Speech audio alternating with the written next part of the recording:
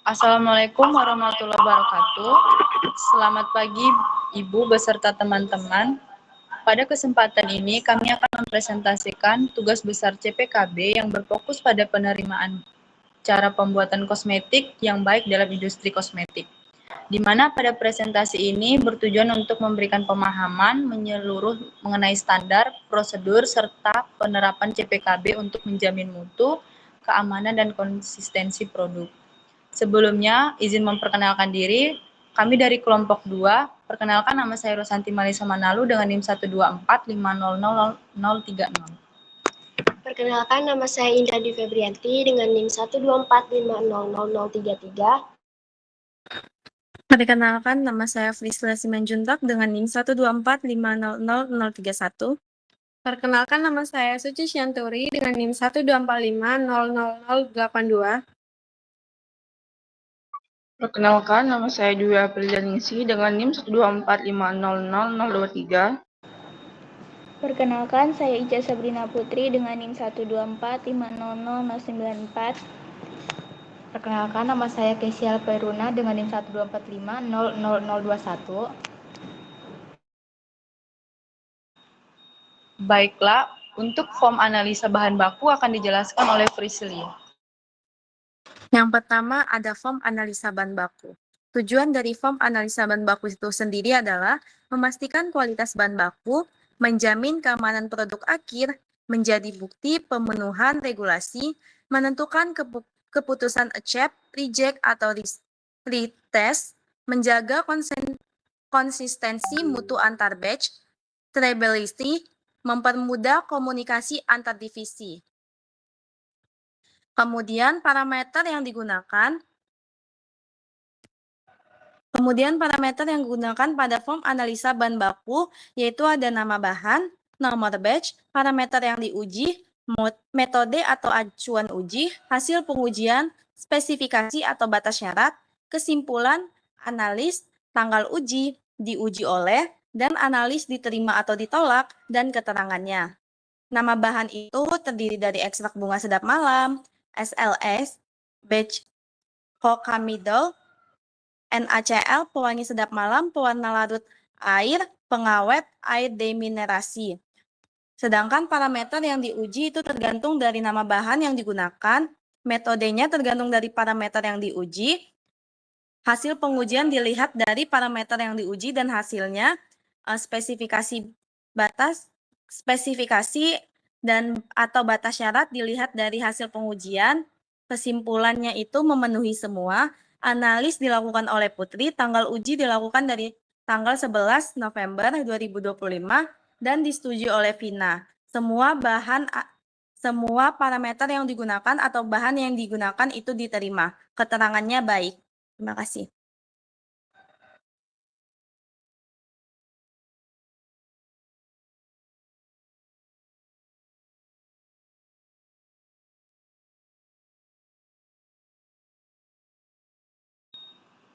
Selanjutnya untuk form penerimaan bahan baku itu terdiri dari nomor PO, nama bahan baku, jumlah, satuan, kondisi saat diterima, dan keterangan.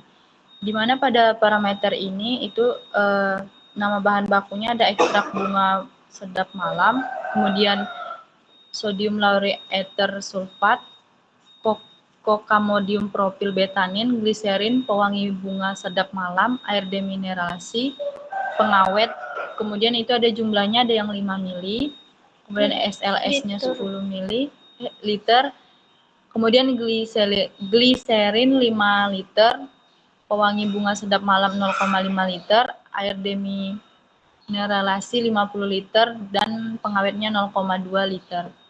Satuannya itu ada 1 liter per botol, 5 liter per jerigen, 4 liter per jerigen, 1 liter per botol, 100 mili per botol, 25 liter per jerigen, dan 100 mili per botol. Kondisi saat diterima baik semua dan keterangannya itu diterima. Kemudian pada penerimaan bahan baku ini banyak kurang pada tanggal diterimanya tidak ada, terus kode pemasok kemudian kondisi batch atau produksinya, kemudian itu ada jumlah diterimanya, kemudian pada kondisi keadaannya bersihnya itu sama tertutup, tidak ada, kemudian bahan bakunya segar atau tidak segar, kemudian pada paraf, dan warna tekstur untuk uji aromanya tidak ada.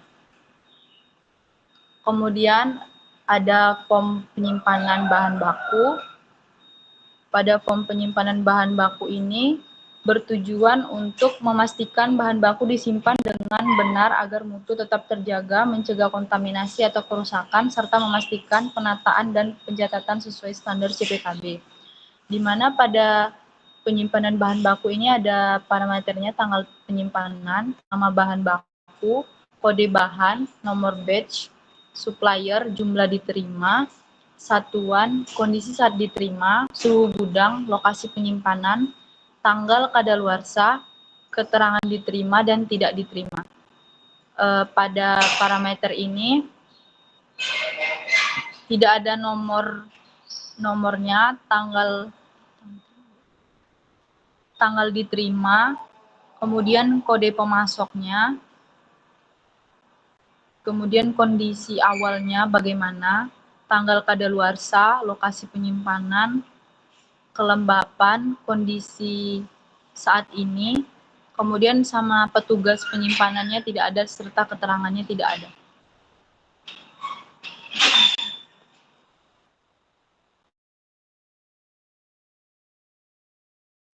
Selanjutnya ada form permintaan bahan baku. Tujuan dari permintaan bahan baku ini untuk memastikan bahwa semua bahan yang diperlukan itu dalam proses produksi tersedia tepat waktu dan jumlah yang sesuai. Nah, di sini ada nomor dokumen, instruksi kerja, nomor revisi, halaman, tanggal berlaku. Di sini juga ada kolom persetujuan, disusun oleh, diperiksa oleh, disetujui oleh. Nah, di sini masih ada beberapa yang kosong. Di tanggal berlaku, tanda tangan masih kosong, namanya juga masih kosong, tanggalnya juga masih kosong.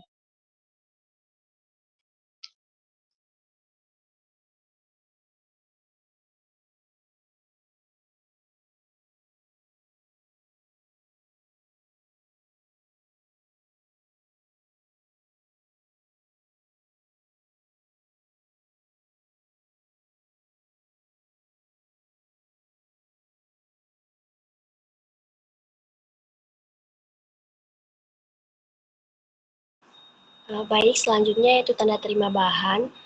Pada bukti tanda terima bahan terdapat nomor, kemudian nama bahan yang dipesan, kemudian jumlah yang dipesan, dan juga keterangannya.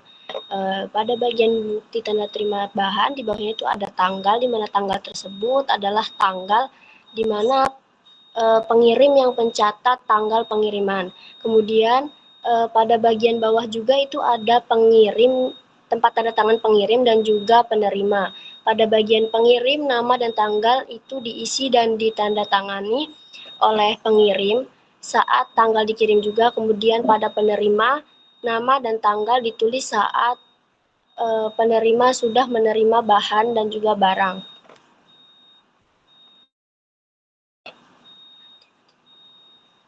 Kekurangannya yaitu pada pengirim dan juga penerima nama dan tanggal belum ada, dan kemudian pada form penerimaan bahan itu sudah menerima, sudah ada formnya dan sudah ada nama bahan yang diterima. Namun pada bukti tanda terima belum ada bahan dan juga jumlah serta keterangan yang dipesan.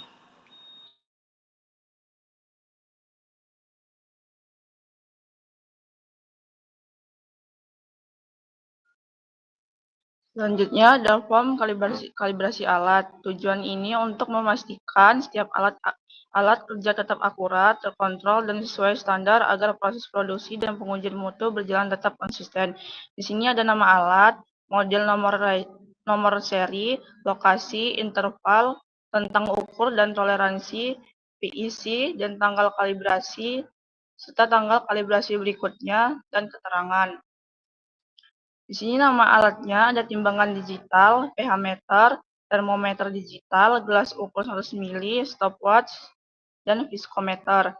Lokasinya ruang penimbangan, area produksi, lab QC, area produksi, lab QC, dan lab QC.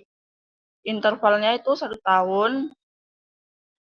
Untuk pH meter 1 tahun, termometer digital 6 bulan, gelas ukur 100 ml 1 tahun, stopwatch 1 tahun, viskometer 1 tahun.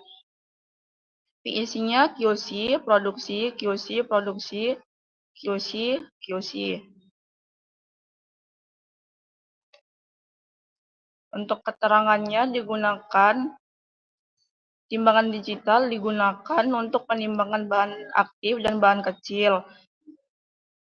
pH meter, penimbangan bahan produksi, termometer digital, pengujian pH, baku, dan produk.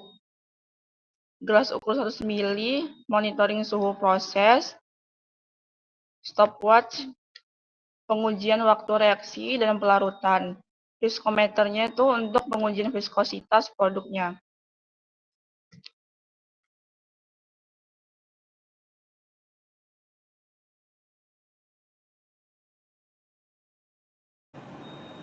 Selanjutnya adalah instruksi kerja kalibrasi alat. Pada instruksi kerja kalibrasi alat ini tertera nomor dokumen, kemudian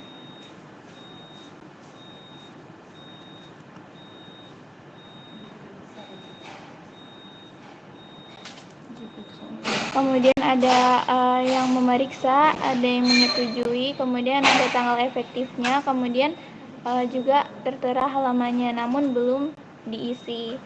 Karena kenapa belum diisi? Karena setiap alat memiliki instruksi kerja kalibrasi alat yang berbeda. Kemudian pada isi dari IK kalibrasi alat ini ada tujuan, ruang lingkup, definisi, tanggung jawab, peralatan dan bahan, prosedur kerja, dan pasca kalibrasi, frekuensi kalibrasi, titik pengendalian penting, dan keselamatan kerja. Kemudian pada IK kalibrasi ini bertujuan untuk memastikan bahwa seluruh alat ukur itu memberikan hasil yang akurat, konsisten, dan dapat dipertanggungjawabkan. Kemudian kekurangan dari IK kalibrasi di sini adalah tidak ada pengertian dan dokumentasi.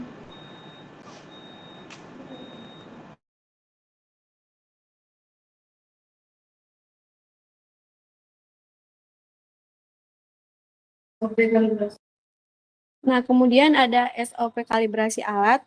Tujuan SOP kalibrasi alat yaitu ini dibuat untuk memastikan semua peralatan bekerja akurat, layak pakai, dan menghasilkan data yang valid sesuai standar CPKB. Dokumen ini juga bertujuan mengatur jadwal cara kerja dan pencatatan kalibrasi agar mutu alat terjaga dan proses produksi maupun pengujian tetap konsisten serta dapat ditelusuri. Nah, di sini kita dapat melihat flowchart SOP kalibrasi. Di sini ada alur kerja dan dokumen yang dibutuhkan.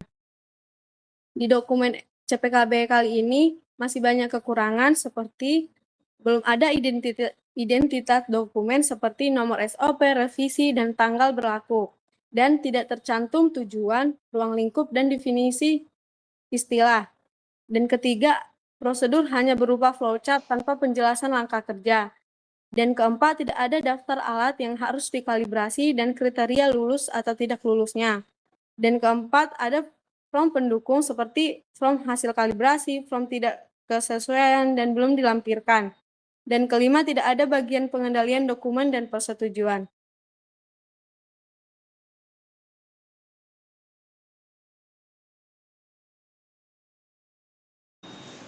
Selanjutnya adalah form pemeriksaan bahan baku. Untuk form pemeriksaan bahan baku ini tertera nama PT, alamat, kemudian ada nomor dokumen, terbitan, halaman, dan tanggal efektif. Kemudian ada tertera juga dibuat oleh, diperiksa oleh, disetujui oleh, dan masing-masing penanggung jawabnya. Kemudian pada form pemeriksaan bahan baku ini memiliki beberapa parameter, yaitu tanggal penerimaan, nomor produk nomor PO. Nah, nomor PO ini merupakan nomor pemesanan bahan baku dari bagian purchasing yang digunakan QC untuk memastikan penerimaan sesuai dengan pesanan. Kemudian ada kode internal, nama bahan bakunya, supplier, produsen negara, batch number, expired date, jumlah diterimanya, kemudian satuan kemasannya, kemudian QC atau hasil sesuai standar spesifikasinya, dan inisial dari pemeriksanya.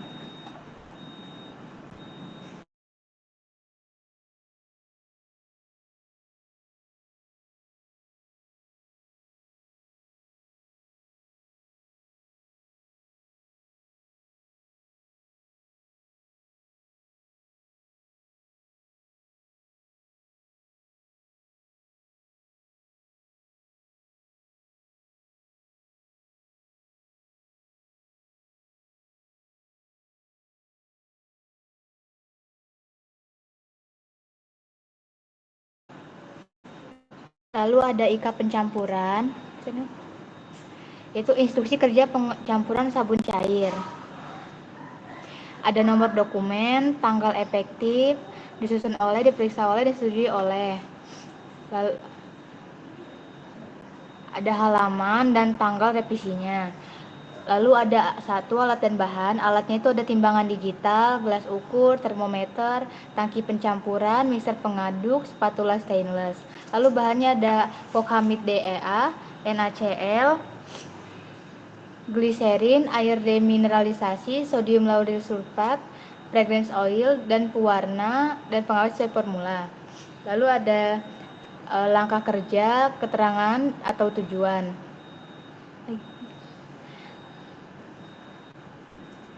Langkah kerja yang pertama yaitu pastikan semua alat dan tangki pencampuran bersih dan kering.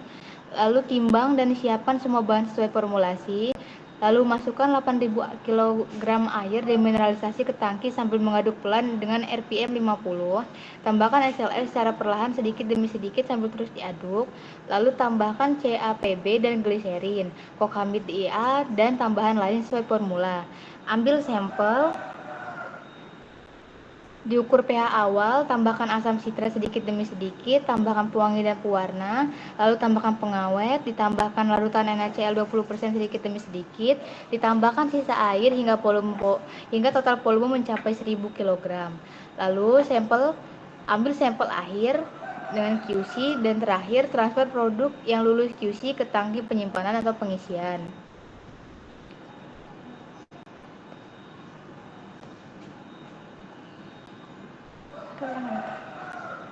Lalu ada keterangan dan tujuan. Pertama, menjamin tidak ada kontaminasi produk SOP. Akurasi sangat penting. Memulai pelarutan utama, membentuk basis busa sabun cair, menambah kekentalan dan kelembutan produk, dasar penyesuaian pH, menentukan pH kulit, memberi aroma sop, menjaga stabilitas, mengentalkan produk, memastikan volume batch tercapai, verifikasi kualitas akhir, dan proses akhir. Lalu untuk kekurangannya yaitu tidak ada ruang lingkupnya, tidak ada definisi, tidak ada acuan, ketentuan umum, dan penanggung jawab serta perekaman.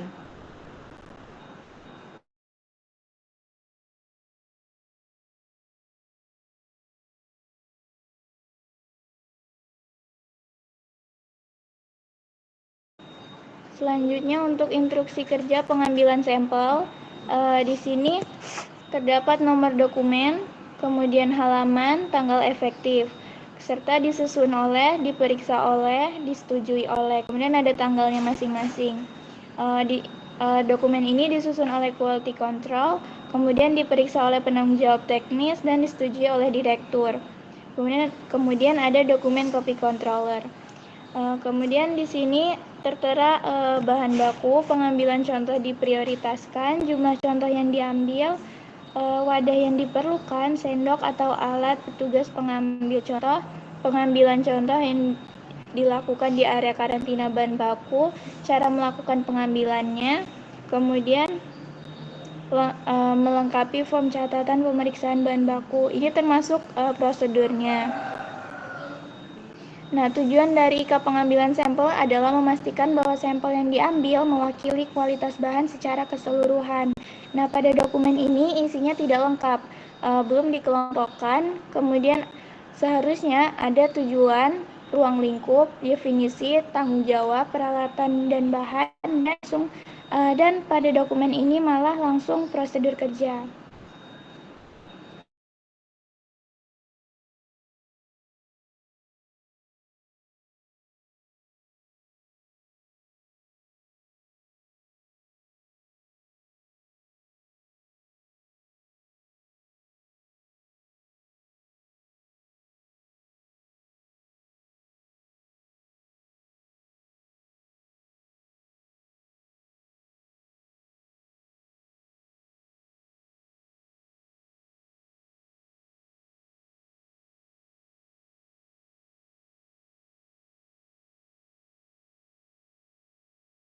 Tujuan dari form sanitasi adalah mendokumentasikan kegiatan pembersihan dan sanitasi, menjamin kebersihan fasilitas produksi, memenuhi persyaratan regulasi dan audit, mencegah kontaminasi produk, meningkatkan traceability, memastikan konsistensi produk sebagai bukti verifikasi dan monitoring.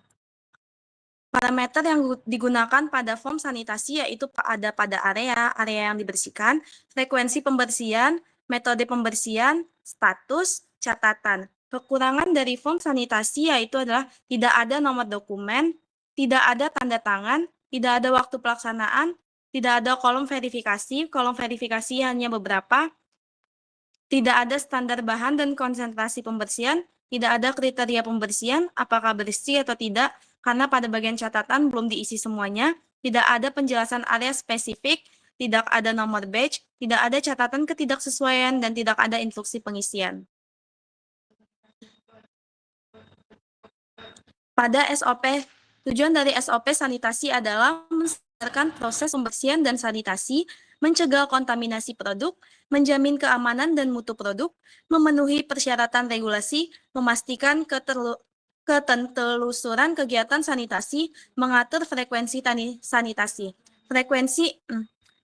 Parameter yang digunakan pada SOP sanitasi yaitu adalah pengertian dari sanitasi itu sendiri, tujuan sanitasi, kebijakan, referensi, prosedur, hal-hal yang perlu diperhatikan, unit terkait, dan dokumen terkait. Kekurangan dari dokumen SOP sanitasi tersebut adalah prosedur tidak dalam bentuk flowchart. Dan setelah itu adalah IKA sanitasi. Tujuan dari IKA sanitasi Tujuan dari IKA sanitasi itu sendiri adalah memberikan panduan teknis yang rinci dan spesifik, memastikan sanitasi dilakukan dengan benar dan konsisten, mengurangi kesalahan, menjamin kebersihan area dan peralatan produksi, mendukung pemenuhan standar CPKB. Parameter yang digunakan pada IKA sanitasi adalah tujuan dari sanitasi, ruang lingkup yang digunakan, definisi sanitasi tersebut.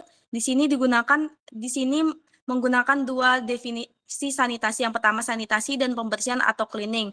Kemudian alat dan bahan yang digunakan dan instruksi kerja yang digunakan selama sanitasi.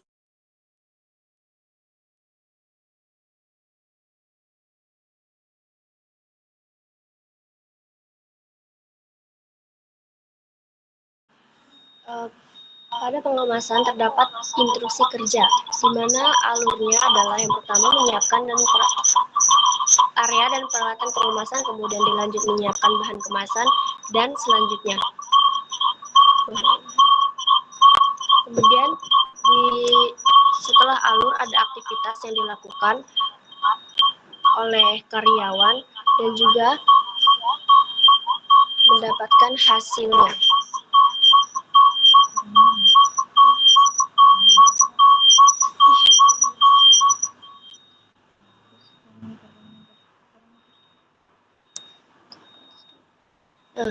Pada alur pemeriksaan mutu akhir yang dilakukan oleh quality control, ada beberapa parameter yang diuji yaitu pH, kemudian viskositas, densitas, warna, aroma atau fragrance, kejernihan, homogenitas, dan foam test. Kesalahan yang terdapat atau kekurangan dalam instruksi kerjanya yaitu langkah kerjanya kurang detail, kemudian belum ada penjelasan tentang keamanan kerja secara jelas atau seperti potensi bahaya, pencegahan resiko, atau juga alur penanganan jika terjadi tumpahan. Kemudian tidak ada versi dokumen atau revisi detail. Kesalahan atau kekurangan yang ada pada aspek analisis itu tidak ada tindakan lanjut pada kolom, entah itu ada rework, reject, atau pengenceran ulang, atau penambahan thickener.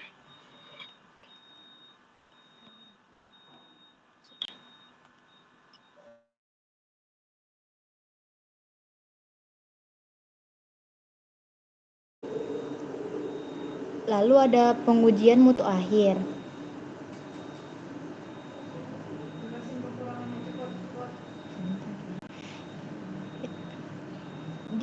Geser lagi.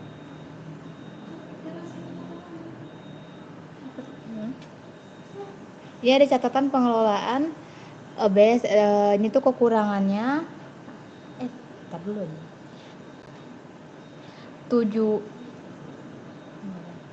Tujuan pengujian mutu akhir yaitu untuk memastikan produk memenuhi semua spesifikasi mutu yang ditetapkan, menjamin keamanan dan kelayakan produk, mendeteksi adanya cacat atau penyimpangan, lalu memverifikasi konsistensi antar batch. Di sini itu kekurangannya tidak ada parameter, tidak ada standarnya ada tapi belum diisi, lalu hasilnya tidak ada, M dan TM-nya tidak ada, tindak lanjutnya tidak ada, tanggal dan QC-nya tidak ada, base tidak ada, metode alat dan catatan tidak ada. Lalu status dan uraian pemeriksaannya tidak ada. Selanjutnya ada from hasil timbang. Tujuan from hasil timbang yaitu dibuat untuk mencatat proses penimbangan bahan secara lengkap dan akurat sebelum produksi. Dokumen ini dipakai untuk memastikan semua bahan ditimbang sesuai formula, meminimalkan kesalahan, dan memenuhi persyaratan CPKB. Ada kekurangan dokumen di sini masih banyak, yaitu 1. Belum ada kolom jumlah yang harus ditimbang dan jumlah aktual. Tidak ada nama dan paraf operator yang menimbang. Tidak ada tanda tangan supervisor untuk verifikasi. Dan tidak ada nomor lot bahan dan satuan timbang. Tidak ada informasi alat timbang seperti kode timbangan, status, dan kalibrasi. Dan keenam, header belum lengkap seperti nomor revisi, halaman, dan tanggal dibuat. Dan from masih kosong karena penimbangan belum dilakukan dan formatnya masih perlu disesuaikan.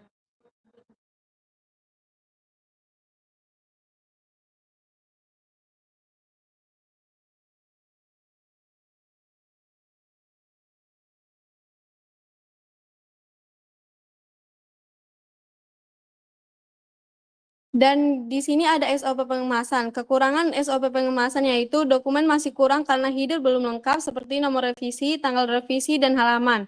Bagian penanggung jawab belum diisi, lingkup dan prosedur masih umum. Detail langkah pengemasan belum spesifik, tidak ada dokumen pendukung, dan belum ada riwayat revisi. Dokumennya juga masih berupa tabel panjang dan belum diformat sebagai SOP final.